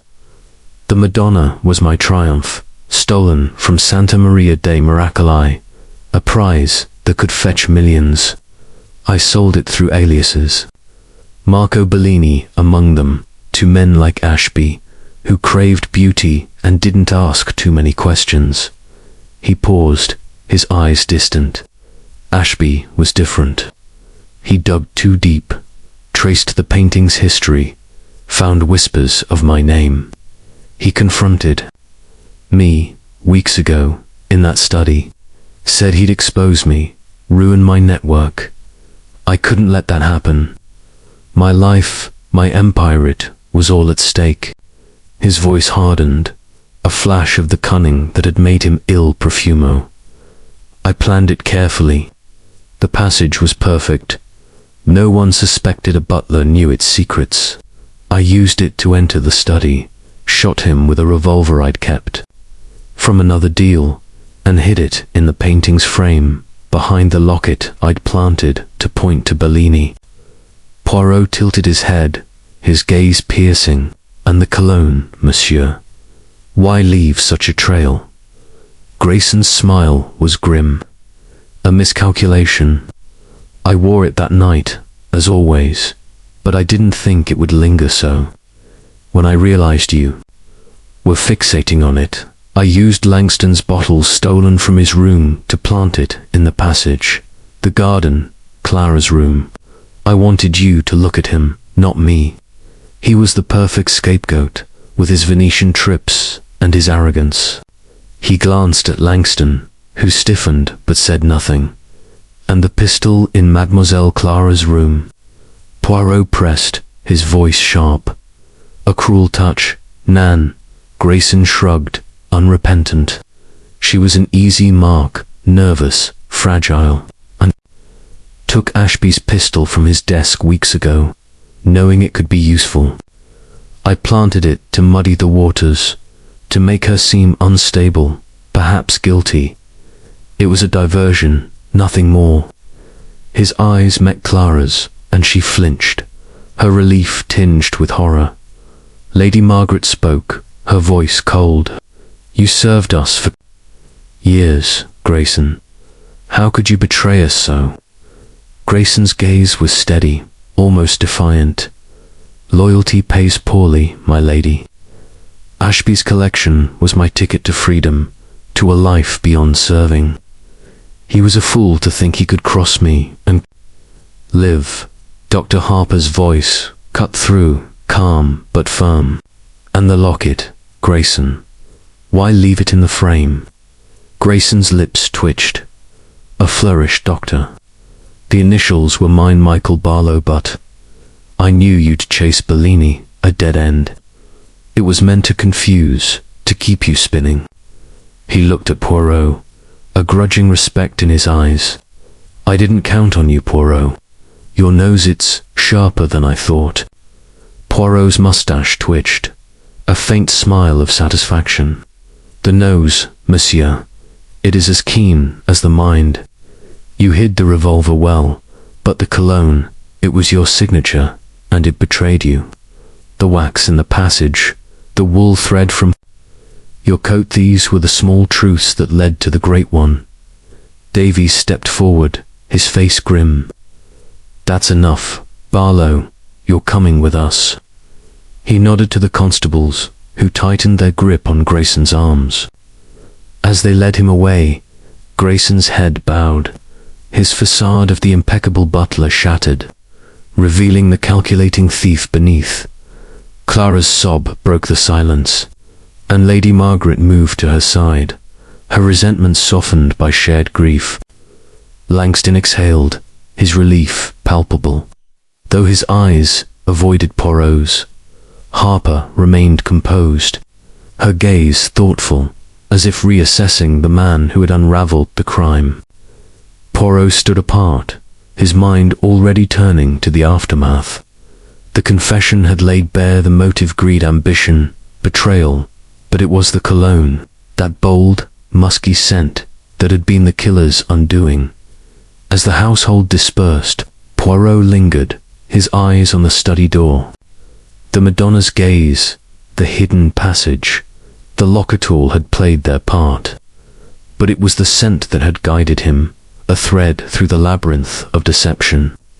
Grayson, as Il Profumo, had woven a clever plot, but Hercule Poirot, little grey cells had cut through the mask, revealing the murderer who wore cologne. Chapter 12. The final bow. The morning sun broke through the heavy clouds that had shrouded Larchwood Manor, casting a tentative golden light across the estate, as if to signal the end of a dark chapter. Hercule Poirot stood in the entrance hall, his small, neat figure impeccable in a tailored suit, his mustache perfectly groomed, his valise packed and waiting by the door. The air was free of the musky sandalwood amber, a whisper of spice that had haunted the investigation, its absence a silent testament to the unmasking of Michael Barlow, the butler Grayson, revealed as Il Profumo. The clues, the hidden passage, the locket inscribed with M.B., the cryptic note about a masked betrayer, the scrap of paper marked Venice, the planted pistol, the wax smudge, the Venetian connection, and the revolver hidden in the painting's frame had all been woven into a tapestry of truth by Poirot's little grey cells. The household gathered to bid him farewell, their faces a mixture of gratitude and exhaustion. Lady Margaret Ashby stood with regal composure, her grey dress softened by a shawl, her eyes no longer cold but touched with a weary gratitude. "Monsieur Poirot," she said, her voice steady, "you have brought clarity to our tragedy, I confess. I never suspected Grayson. We owe you a great debt." Poirot inclined his head, his expression modest. "Madame, it is the duty of Hercule Poirot to restore order where chaos reigns. Your husband's death was a crime of greed, but the truth, it is now free." Clara Ashby, her pale face brighter than it had been, stepped forward, her hands free of the ever-present handkerchief. "Thank you, Monsieur Poirot," she said, her voice soft but firm. "I was so afraid, but you saw through it, all the pistol, the cologne. I can breathe again." Her eyes shone with relief, and Poirot noted the spark of resilience beneath. Her fragility, Victor Langston, his charm restored but tempered by humility, offered a handshake. "You had me worried, Poirot," he said with a wry smile, his cologne still present but no longer a mark of suspicion. "I thought you'd pin it on me, that scent I'll think twice before wearing it again." His laugh was genuine, but Poirot caught the flicker of respect in his eyes. Dr. Evelyn Harper, her lavender sent a calm presence, nodded politely. "Your methods are remarkable, Monsieur Poirot. You saw what we could not, the patterns, the lies." Her voice was measured, but her gaze held a quiet admiration, as if she had glimpsed the machinery of his mind. Inspector Davies, lingering by the door, cleared his throat. "Well, Poirot, you've done it again. I'll admit, I thought the cologne was a distraction, but you proved me wrong. Barlow's in custody, and we've got enough to hang him." His tone was gruff, but his nod was one of respect, a rare concession from the skeptical policeman. Poirot's smile was faint but satisfied. The cologne, Inspector, was both a clue and a deception. It was the killer's arrogance, his belief that he could outwit us all. But the nose of Hercule Poirot, it is not so easily misled. As the household dispersed, Poirot took a final walk through the manor, pausing outside the study.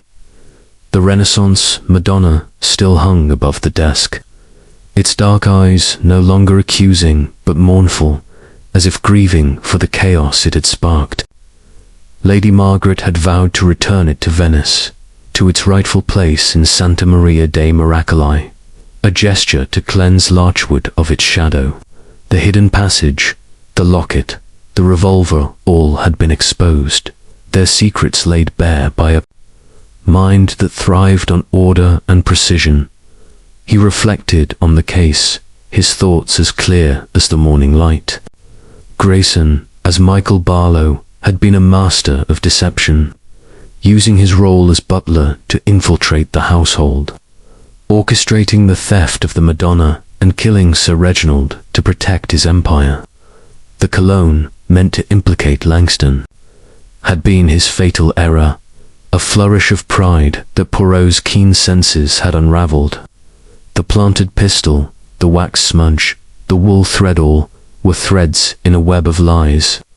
But it was the scent that had guided Poirot to the heart of the crime. As he boarded the car to Larchwood station, Poirot glanced back at the manor, its ivy-clad walls serene in the sunlight. The case had been a symphony of deception, each clue a note in a complex score, but he had conducted it to its resolution. "The nose, it is as sharp as the mind," he murmured, settling into his seat, his valise at his side. The train awaited, and with it, the promise of new puzzles. But for now, Hercule Poirot allowed himself a moment of satisfaction. The murderer who wore cologne was unmasked, and order was restored to Larchwood Manor. The end.